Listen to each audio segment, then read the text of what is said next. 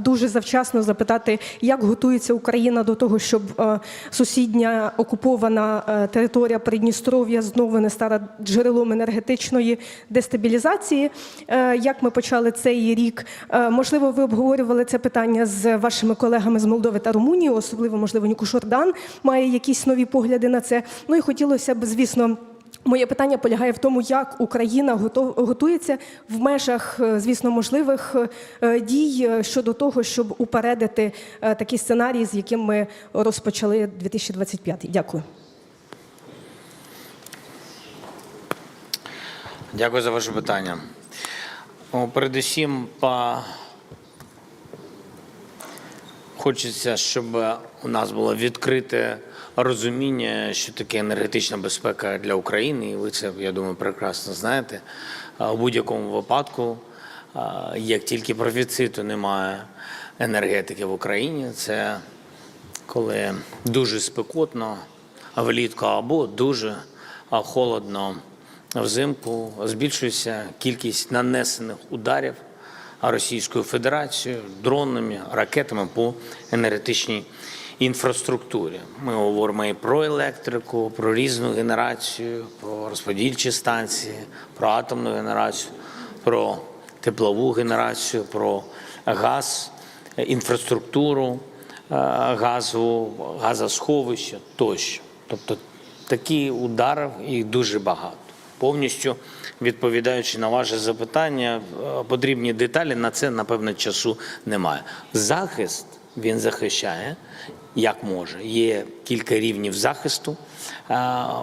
Україна захищає це і будує, і на це витрачають великі гроші. З ними завжди їх не вистачає повністю. Але передусім захист – це ППО. Протиповітряна оборона, системи ППО. Я не буду говорити, які системи, де у нас знаходяться, яку енергетику вони захищають. Знов-таки, як тільки русські розуміють, де наші системи ППО знаходяться, вони атакують їх. І ми тому постійно змінюємо маршрути наших систем ППО. Так само, як і русські, змінюють постійно маршрути ударних своїх дронів і кількість. Ви знаєте, що сьогодні вони завдають ударів вже більше, тільки дронів більше 300 на добу. Були у нас моменти біля 500, 483 дрона були за добу. Тому абсолютно зрозуміло, як вони будуть діяти. У нас є зброя деяка, яка в розробці, деякі речі розроблені, і ми намагаємось знайти більше коштів для масового виробництва. Це і різні варіанти дронів-перехоплювачів тощо. Що стосується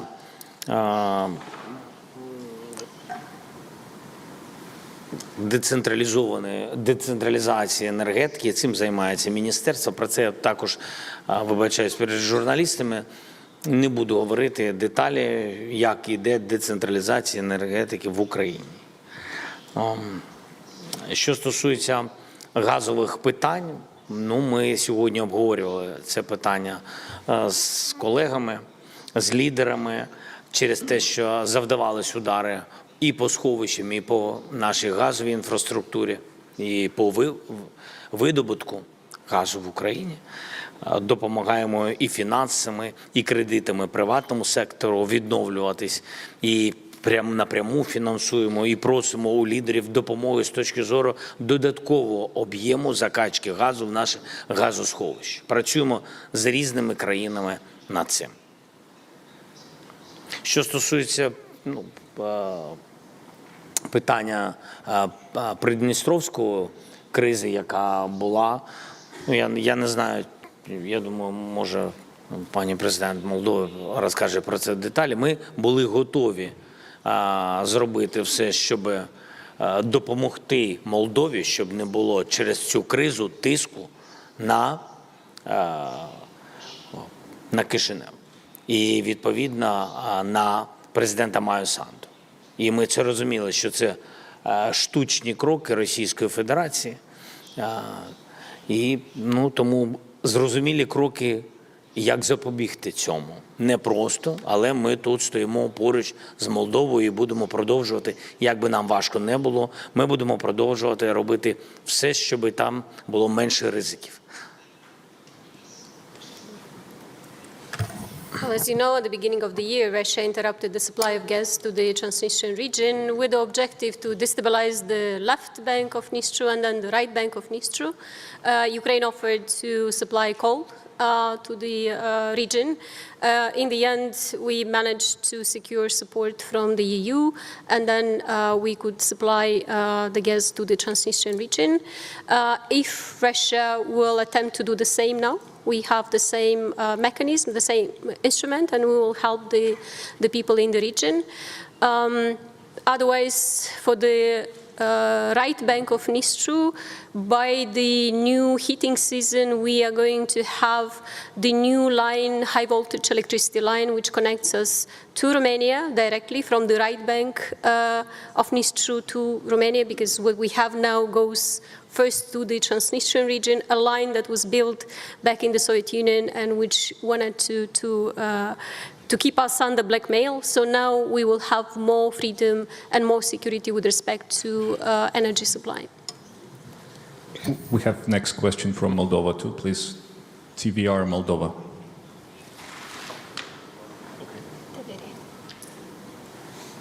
Madam President Maia Sandu, today you spoke about the stake of our election this year and about the hybrid attacks of Russia against our democratic processing.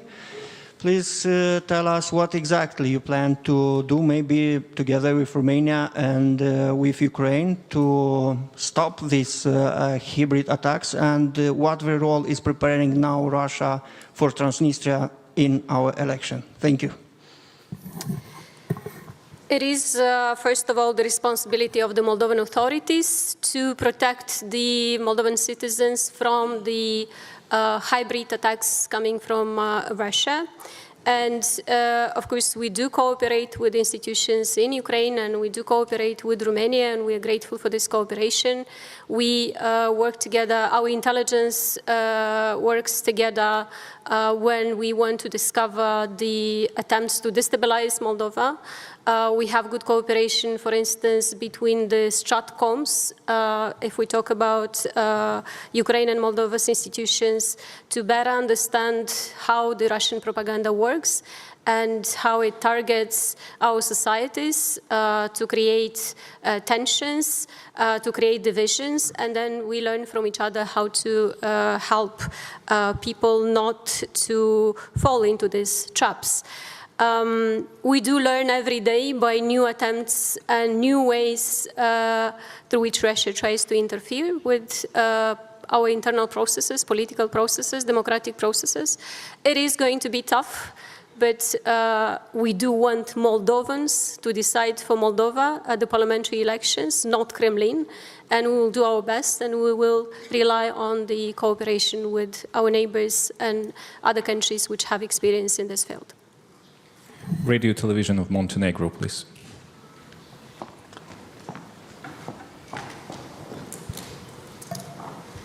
Hello, my name is Diana Drašković, and I'm from National Television of Montenegro.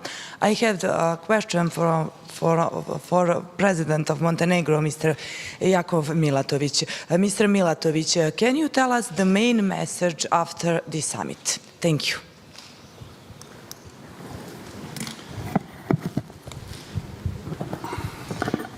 Well, just the fact that today 10 representatives of the Southeast European countries, including 7 heads of state and government, gathered today here in Odessa at the invitation of the President Zelensky with a very simple and clear message of providing support to Ukraine is I guess the key message of the summit. Obviously, we also discussed many other issues. I believe that we all are of support for the an immediate ceasefire as a first step towards a just and long-lasting peace for Ukraine. And I believe this is something fully in line with the expectations also of the Ukrainian side, of the Ukrainian people.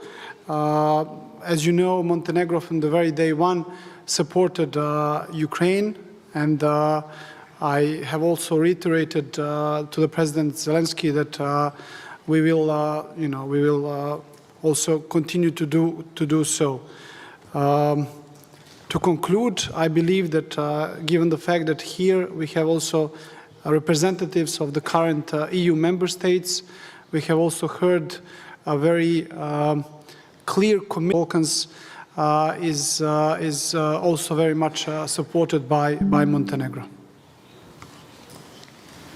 Romanian public television next, please. Hello, Ramona Avramescu, Romanian television. Mr. President, since hybrid threats and the fight against them was a topic of this meeting, but you've also mentioned it before, I want to ask you about the most recent disinformation campaign in Romania that seems to be spreading quite quickly on TikTok, other social media, in the country, but also among the Romanians living abroad. The fake news about an imminent drafting of men that will be sent to fight here in Ukraine. Are you aware of this? Have you been briefed on it? Do you think it could become a threat to the national security, and how do you plan to address it if so? Yes, I'm aware of it. Here, in the example you are giving, it's very clear. It's a clear disinformation. In other types of information, it's a fine line between disinformation and freedom of speech. So it's a qualitative question. But what I'm most concerned is on the quantitative question, because I think it's a quite new topic for each of us, and I think we have to learn from each other how to react in a small amount of time, and how to react when the amount of disinformation is so big. So here we have to learn from each other. Next question, please, at Anjuk News Agency. Please raise up so the people, assistants with microphones, can see you.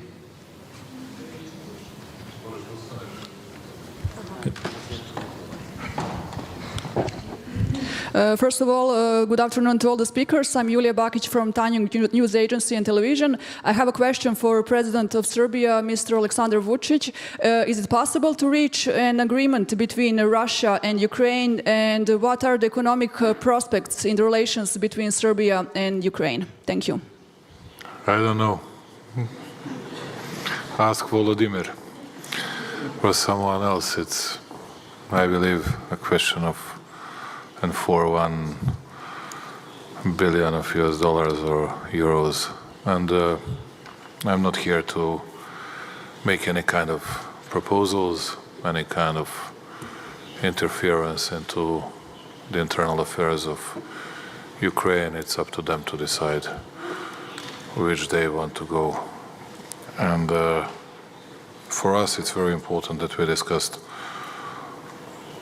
the issues of our bilateral cooperation, and will be very helpful not only on humanitarian aid but on some other issues. I even proposed some new models and some new fields of cooperation between Serbia and Ukraine, and we'll have bilateral talks together with President Zelensky later, and hopefully we'll be able to resolve some issues on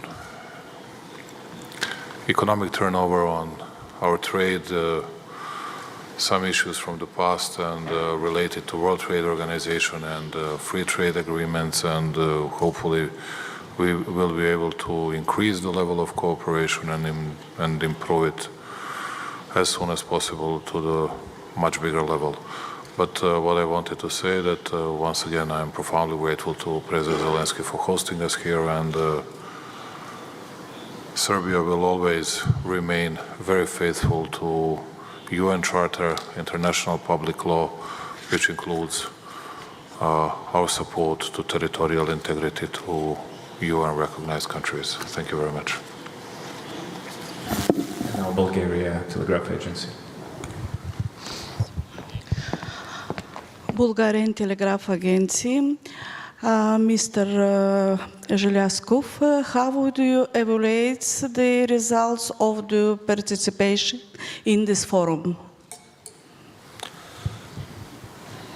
Thank you. It's very general, this question, but today we discussed as like-minded countries that since the beginning of this war, already 1,200 days, this war of aggression, which is illegal and unjust,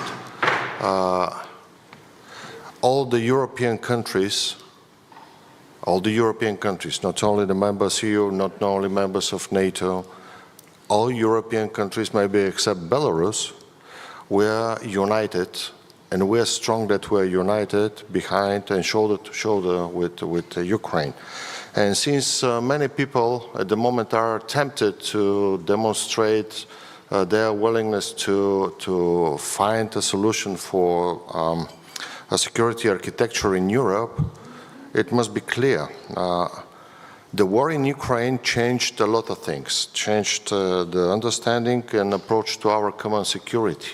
And our common security at the moment is based on the approach that we have to resist Europe and Ukraine at the same time, politically, economically, with military system, etc. At the same time, there is no other way to strengthen the European capability to resist than to build our own defense capability, to strengthen our defense capability, because you know there is a very old but very actual Latin sentence that says "Si vis pacem para bellum."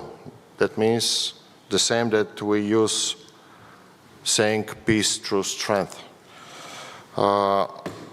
We are thankful to United States for their role to find a solution.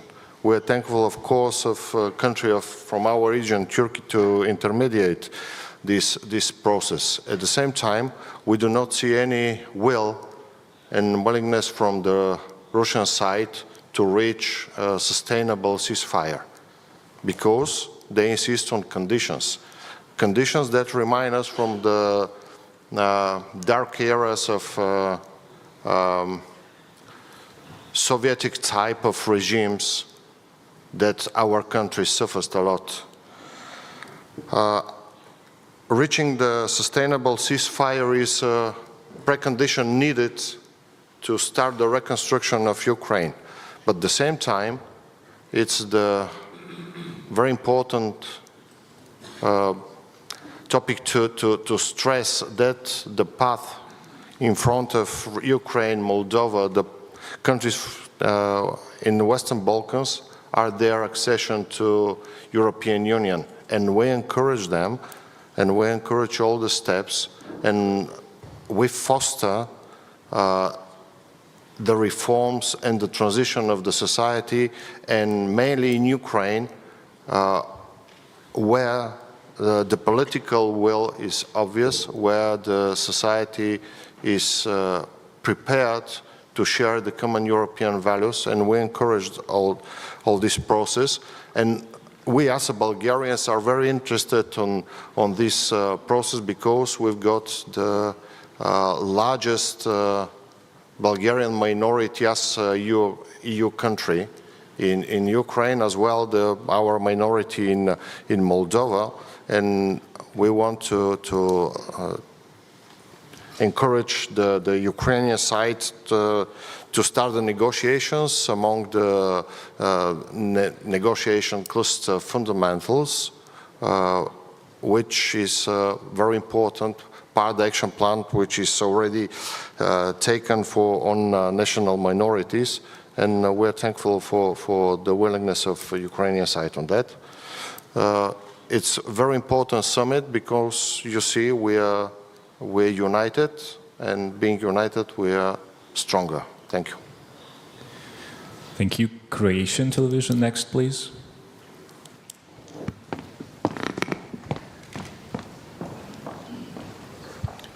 Thank you. Petar Vlahov, Croatian television. Question for Prime Minister Andrej Plenković. Croatia is a true friend Ukraine from start of the war. So what can Ukraine count on from Croatia, and how you talk about peace agreement? Thank you. Thank you very much. First of all, I would like to thank our host, President Zelensky. Dear Volodymyr, thank you once again for bringing us together at the 4th Ukraine Southeast Europe Summit. I think we all had very substantive discussions on how to support Ukraine in its situation of being a victim of Russia's aggression for more than 3 years. When it comes to Croatia, you are right. We were extending our solidarity and support all along, politically, diplomatically, economically, humanitarian ways, financially, but also militarily, and we are as a government willing to continue in the same direction. Our specific experience makes us very suitable to assist Ukraine in the context of the prosecution of war crimes, in the context of humanitarian demining, as well as regarding the veteran care. After the 3 conferences that Croatia has hosted on Ukraine over the past 3 years, the first Crimean Platform Parliamentary Dimension, first conference of the International Humanitarian Demining, and this format last October in Dubrovnik.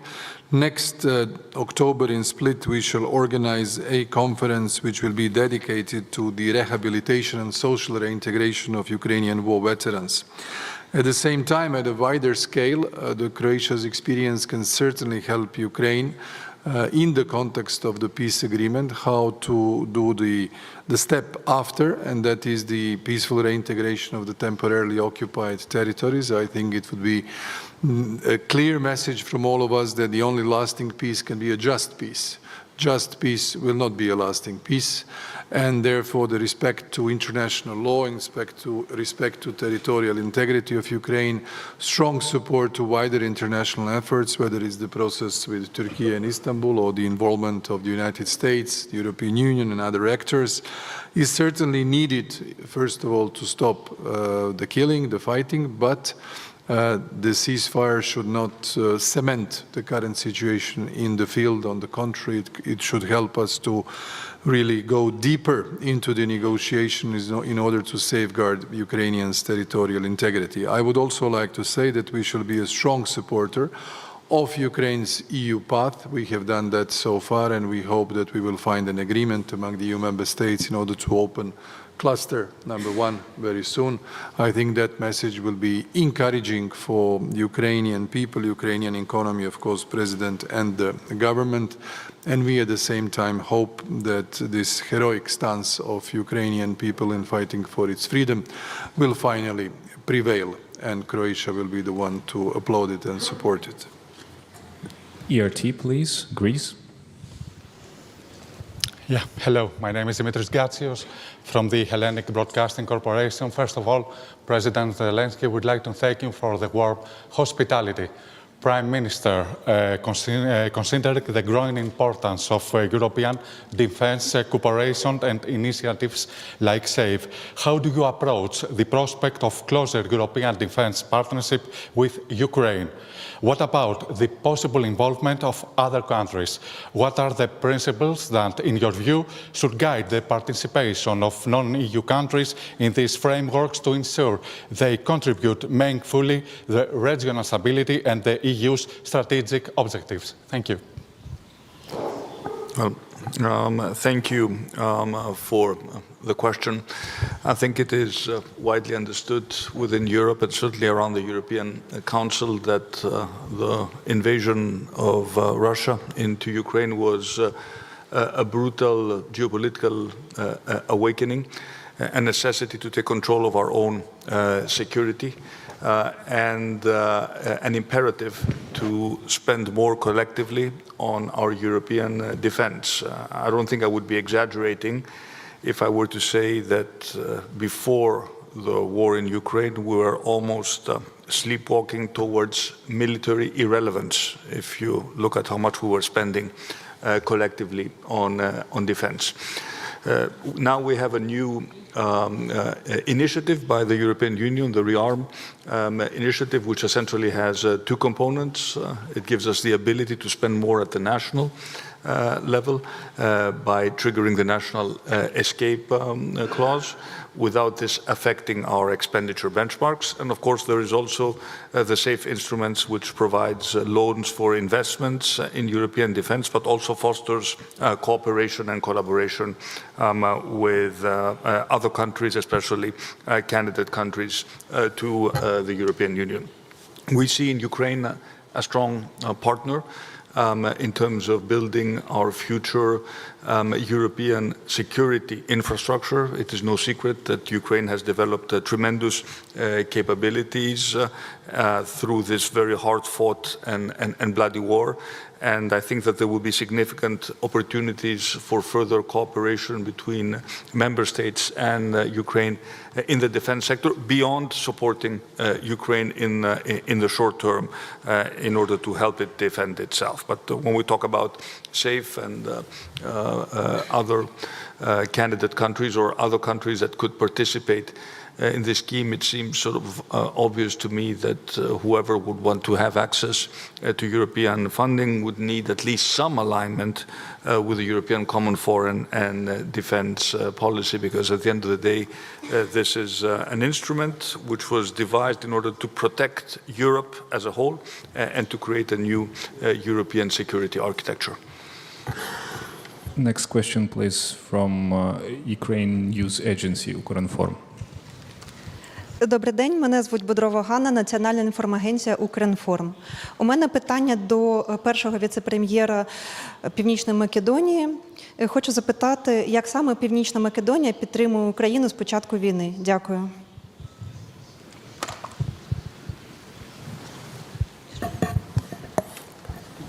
Thank you for question. North Macedonia support Ukraine and Ukraine citizens from the beginning of the war with few initiatives, and according to this initiative was delivered security and humanitarian support. Our country will continue to support Ukraine until peaceful solution for both sides. North Macedonia is fourth member country in NATO according our GDP in delivered support for Ukraine. Next question from Albanian National TV, please. Thank you. Enilda Miftari. My question goes to the Speaker of the Parliament of Albania. Madam Speaker, could you please outline Albania's contribution to supporting Ukraine? Thank you. Thank you for the question, but instead of doing a rendition of what we have been doing, I think it's important to state that first of all, we will continue our support, obviously our modest support, but which is a sign of the strong support that we've given from the beginning, financial, military, political, vocal, in all the possible forums that we can. And second, we must also, considering the contribution that Albania has given from the very beginning of this war on aggression, Albania was the first country, one of the first countries to adopt a resolution in Parliament in March 2022, and then through our in the Security Council as a non-permanent member, Albania was one of the most vocal actors there, a co-pen holder with the United States on the Ukrainian issue. We've also been in constant communication, not only through the summit that was organized in Tirana, but also through military support, financial as well as humanitarian support in the country. It's important that we seize this moment from now on to show our full support for Ukraine and its European path to accession and integration. We agree that this is not a competition, so we fully support all the efforts that Ukraine has done, and it's about time that this new geopolitical situation translates also in a more speedy process for all the candidate countries and above all for Ukraine in the position that it is. And last but not least, it's important to also confront the wider threats that this war has brought: cyber, disinformation, attempt to destabilize our democracies from within. And this is not only a question of sovereignty and territorial integrity of Ukraine and their unmatched bravery. And I must say it's very inspiring to see that, not only the bravery, but also the clarity with which they approach this. And we know that Russia is not interested, it's very obvious to everyone and to all our countries that they're not interested in peace, but we believe in the ceasefire, we believe in a just peace, we believe that only a just peace can bring forward the perspective of restoring the rules-based order, which they have severely damaged. So it's important that not only we look back at what we've done, but to show resilience that we will continue to do this for as long as it takes for a just peace at the end for Ukraine and for the international rule-based order that we all believe in and the values that we share. So, Slava Ukraini. Героям слава. Last question, please. We Ukraine TV channel. Вітаю, Ольга Дунська, телеканал «Ми Україна». В мене питання та вітання в Одесі до представників Словенії. Ми всі бачимо про те, що Сполучені Штати Америки дедалі більше дистанціюються від військової допомоги Україні, і оскільки Україна є форпостом Європи, ця допомога поступово буде переходити на плечі Європи, щоб убезпечити саму Європу. Яку галузь мілітарну готова покрити Словенія, яку допомогу надати? Та була інформація про передачу систем ППО С-300, якщо не помиляюсь, на якому етапі, власне, цей проєкт? Дякую. Thank you so much for the question. First, let me say that this summit today is very important. It sends a very strong message of solidarity and support to Ukraine from our region. And for us, the main priority is full and unconditional ceasefire, and we'll continue working together with all our partners in Europe and globally to achieve peace that is based on UN Charter and that is acceptable for Ukraine, so just and lasting peace. And we will also spare no efforts to ensure accountability for all those responsible for war crimes, crimes against humanity. And you know that Slovenia from very beginning strongly supports the establishment of special tribunal. We'll also continue strongly raising awareness of all detained civilians, including journalists, of all deported and forcibly deported children, demanding their safe return. So we are committed to help Ukraine according to our best capacity and also keep Ukraine high on the agenda of the UN Security Council as a non-permanent member of the Security Council. And just last not least, Ukraine has our all support on EU integration path. And I do hope also that we'll manage to see the opening of the first cluster as soon as possible. Thank you. Thank you. One last thing. May I kindly remind you everybody about the embargo that is in place until 19 today, and this concludes our press conference. Thank you very much.